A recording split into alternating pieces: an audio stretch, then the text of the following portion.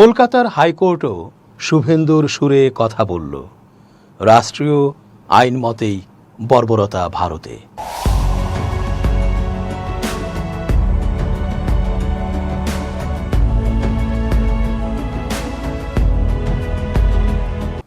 আসসালামু আলাইকুম দর্শক, কেমন আছেন? পুরো সংবাদ বিশ্লেষণ ও তথ্য পর্যালোচনায় বরাবরের মতোই আছি আমি এস জে রতন। শেষ পর্যন্ত দেখতে থাকুন আজকের পর্বটি। নিশ্চয়ই হয়তো আপনার মনের কথাটি আমরা বলতে যাচ্ছি। চেঞ্জ টিভির আন্তর্জাতিক চোখ আপনাদেরই অনুষ্ঠান। ইসলামে কোরবানি হচ্ছে এমন এক ঐতিহাসিক প্রেক্ষাপটে মুসলমানদের জন্য সবচেয়ে বড় উৎসবের অনুষঙ্গ, যা মুসলিম জাতির পিতা সবচেয়ে গুরুত্বপূর্ণ নবী ও রাসূল হজরত ইব্রাহিম আলাইহিসসালাম ও তার সুযোগ্য পুত্র আরেক গুরুত্বপূর্ণ নবী ও রাসূল হজরত ইসমাইল আলাইহিসসালামের স্মৃতি বিজড়িত আল্লাহর প্রতি মহান প্রেমের ও আল্লাহর আদেশ পালনের মহান এক গৌরবের স্মৃতিময় ইবাদত। ঘটনাটি পবিত্র কোরআন এর সূরা আস-সাফফাত ৩৭, ১০২ থেকে ১০৭ এ বর্ণিত হয়েছে। সেখানে বলা হয়েছে, ইব্রাহিম আলাইহিসসালাম স্বপ্নে দেখেন যে তিনি তার পুত্রকে কোরবানি করছেন। নবীদের স্বপ্ন ওহী হওয়ায় তিনি এটিকে আল্লাহর নির্দেশ হিসেবে গ্রহণ করেন। সবচেয়ে হৃদয়স্পর্শী বিষয় হলো, ইসমাইল আলাইহিসসালাম নিজেও আল্লাহর আদেশ মেনে ধৈর্য ও আনুগত্যের সঙ্গে বলেন, হে আমার পিতা, আপনাকে যা আদেশ করা হয়েছে তাই করুন। ইনশাআল্লাহ আপনি আমাকে ধৈর্যশীলদের অন্তর্ভুক্ত পাবেন। এরপর যখন তারা আল্লাহর নির্দেশ পালনে সম্পূর্ণভাবে প্রস্তুত হন, তখন আল্লাহ তাআলা ইসমাইল আলাইহিসসালামের পরিবর্তে একটি দুম্বা পাঠিয়ে দেন কোরবানির জন্য। এই ঘটনাকেই স্মরণ করে মুসলমানরা ঈদুল আজহায় কোরবানি আদায় করেন, যার গুরুত্ব অনেক অনেক। যে বার্তা পবিত্র কাবা থেকে সারা বিশ্বে ছড়িয়ে দিয়েছিলেন হজরত ইব্রাহিম আলাইহিসসালাম আল্লাহরই নির্দেশে, সকল পাপ ও অন্যায় থেকে নিজেকে আল্লাহর কাছে সারেন্ডার করে মুসলিমরা সেই মক্কায় কাবায় একত্রিত হয়ে সেই ঘটনার পুনরাবৃত্তি করেন গভীর আবেগ থেকে। বলেন চিৎকার করে, লাব্বাইক আল্লাহুম্মা লাব্বাইক। নিয়ম অনুযায়ী মুসলমানদের মধ্যে যারাই কোরবানি দিতে সক্ষম তাদের প্রতি এটা ফরজ কাজ। একইভাবে হজ করাও ফরজ। সক্ষমতা থাকা সত্ত্বেও এই ইবাদত থেকে বিরত থাকলে মহাপাপের ভাগীদার হবে।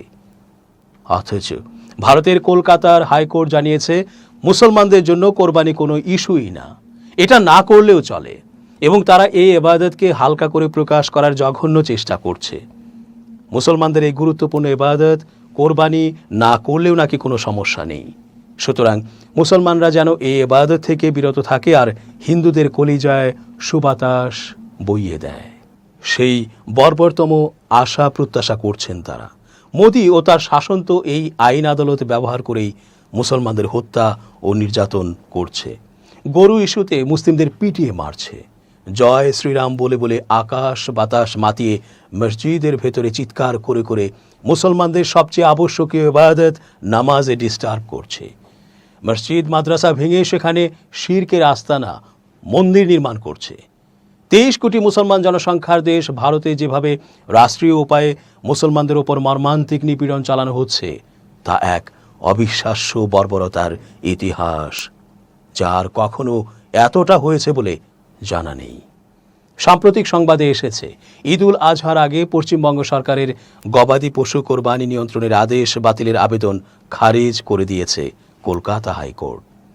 বৃহস্পতিবার প্রধান বিচারপতি সুজয় পাল ও বিচারপতি পার্থ সারথী সেনের বেঞ্চ বলেছে, গরু কোরবানি ঈদুল আজহার অংশ নয় এবং ইসলামে এটি ধর্মীয়ভাবে বাধ্যতামূলকও নয়। একাধিক জনস্বার্থ মামলায় আদালতকে রাজ্যের আদেশ বাতিল করতে এবং অন্তর্বর্তী স্থগিতাদেশ দিতে বলা হয়েছিল। আদালত সেই আবেদনে রাজি হয়নি। তবে আদালত রাজ্যকে 24 ঘন্টার মধ্যে একটি বিষয় বিবেচনা করতে বলেছে। সেটি হলো 1950 সালের পশ্চিমবঙ্গ পশু কোরবানি নিয়ন্ত্রণ আইনের 12 নম্বর ধারায় ধর্মীয়, ওষুধ বা গবেষণার উদ্দেশ্যে নিষিদ্ধ পশু কোরবানির ছাড় দেওয়ার ক্ষমতা সরকারের আছে কিনা। 27 ও 28 মে ঈদ হওয়ায় সময় কম থাকায় আদালত দ্রুত সিদ্ধান্ত নিতে বলেছে। এছাড়া আদালত রাজ্যকে বলেছে, খোলা জায়গায় পশু কোরবানি করা যাবে না এমন একটি শর্ত যোগ করার বিষয়টিও ভেবে দেখতে হবে। রাজ্য সরকার গত 13 মে যে আদেশ দিয়েছিল তাতে 1950 সালের আইন ও 2018 সালের হাইকোর্টের একটি রায়ের কথা উল্লেখ আছে। দুটিতেই বলা হয়েছে কোরবানির উপযুক্ত সনদ না পেলে গরু ও মহিষ কোরবানি করা যাবে না। আইনের সাংবিধানিকতা নিয়ে চ্যালেঞ্জ করা মামলাগুলোতে জ্যেষ্ঠ আইনজীবী বিকাশ রঞ্জন ভট্টাচার্য যুক্তি দেন, এই আইন কলকাতা ও অন্যান্য পৌরসভার জন্য তৈরি হয়েছিল, পুরো রাজ্যের জন্য নয়। তবে আদালত সেই বিষয়ে হস্তক্ষেপ করতে রাজি হয়নি। কলকাতা পৌর সংস্থার আইনজীবী নীলোৎপল চ্যাটার্জি জানান, তাদের কাছে প্রয়োজনীয় অবকাঠামো সহ জবাইখানা আছে এবং সনদ দেওয়ার জন্য নির্ধারিত কর্মকর্তাও আছেন। আদালত বলেছে সনদ দেওয়ার সঠিক ব্যবস্থা আছে কিনা তা দেখার দায়িত্ব রাজ্যের। কোনো ঘাটতি পাওয়া গেলে তা দ্রুত ঠিক করতে হবে বলেও আদালত আশা প্রকাশ করেছে। সাম্প্রতিক ঘটনা প্রবাহ থেকে প্রকাশ, ভারতের পশ্চিমবঙ্গ রাজ্য সরকারের সিদ্ধান্তের কারণে এবার ঈদুল আজহার আগে গরু কেনা বন্ধ করে দিয়েছেন মুসলিমরা। এতে করে সেখানকার হিন্দু গরু ব্যবসায়ীরা বিপদে পড়েছেন। বিপুল অর্থ ও শ্রমে বড় করা গরুগুলো বিক্রি করতে না পেরে তাদের মধ্যে হাহাকার তৈরি হয়েছে। বিবিসি বাংলার প্রতিবেদনে বলা হয়েছে, পশ্চিমবঙ্গের 24 পরগনার বামুনিয়া গ্রামের সিংহভাগই হচ্ছে হিন্দু খামারি। তারা বিভিন্ন এনজিও থেকে ঋণ নিয়ে গরুর খামার করেছেন।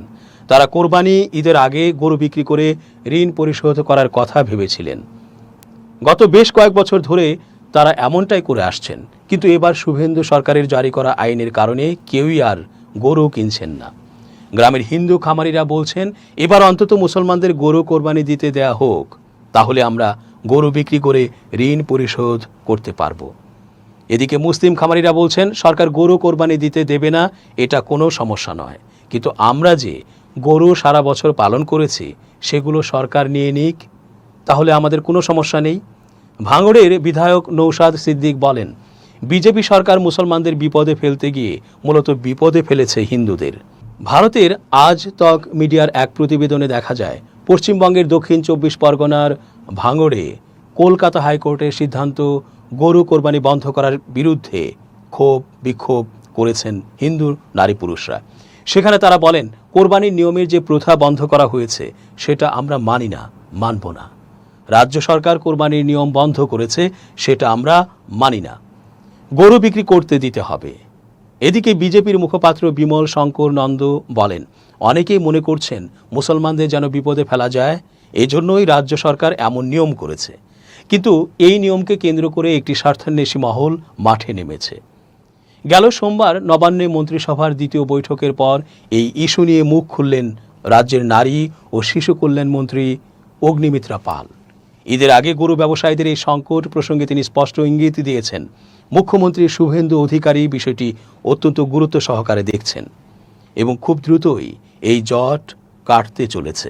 তিনি বলেন, আমাদের মুখ্যমন্ত্রী বিষয়টা নিজে দেখছেন।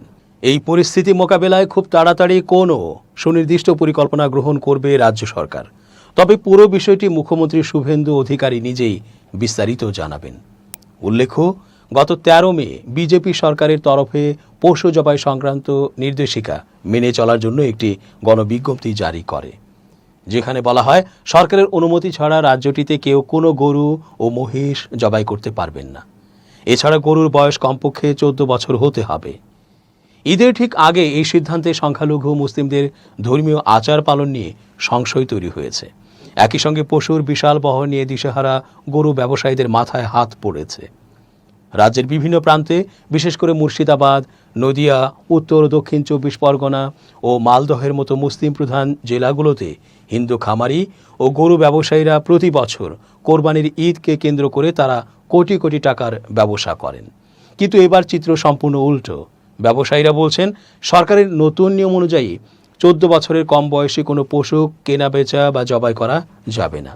এই আইনি জটিলতা এবং পুলিশের হয়রানির ভয়ে মুসলিম ক্রেতারা এবার হাটে এসে গরু কিনতে চরম অনীহা প্রকাশ করছেন। অনেকে বাধ্য হয়ে ছাগল বা ভেড়ার দিকে ঝুঁকছেন। গরু বিক্রি না হওয়ায় চরম আর্থিক ক্ষতির মুখে পড়েছেন গরু ব্যবসায়ী ও খামারিরা।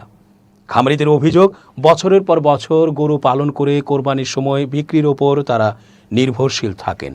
কিন্তু বর্তমান পরিস্থিতিতে গরু বিক্রি না হলে ঋণের বোঝা সামলানো কঠিন হয়ে পড়বে। কেউ কেউ ক্ষোভ প্রকাশ করে কেন্দ্র ও রাজ্য সরকারের কাছে ক্ষতিপূরণ কিংবা বিকল্প কর্মসংস্থানের দাবি জানিয়েছেন। অন্যদিকে সমালোচকরা প্রশ্ন তুলছেন, একদিকে দেশে গবাদি পশুর মাংস রপ্তানি থেকে বিপুল বৈদেশিক মুদ্রা আয় হচ্ছে, অন্যদিকে অভ্যন্তরীণ বাজারে ক্ষুদ্র খামারিদের নানা বিধিনিষেধের মুখে পড়তে হচ্ছে কেন? তাদের মতে এতে সবচেয়ে বেশি ক্ষতিগ্রস্ত হচ্ছেন প্রান্তিক কৃষক ও ছোট ব্যবসায়ীরা। তবে সোমবার মন্ত্রী অগ্নিমিত্রা পালের এই আশ্বাসের পর মনে করা হচ্ছে উৎসবের আবেগ এবং সুপ্রিম কোর্ট ও হাইকোর্টের আইনি গাইডলাইনের মধ্যে ভারসাম্য বজায় রেখেই শিগগিরই একটি মধ্যপন্থা ঘোষণা করতে পারেন মুখ্যমন্ত্রী শুভেন্দু অধিকারী। দর্শক, শেষ করছে আজকের মতো। এতক্ষণ ধৈর্য ধরে পুরো আয়োজনে থাকার জন্য অনেক ধন্যবাদ। শুভ কামনা অহর্নিশ। changetv.press, এক ফোঁটা হলুদ নেই।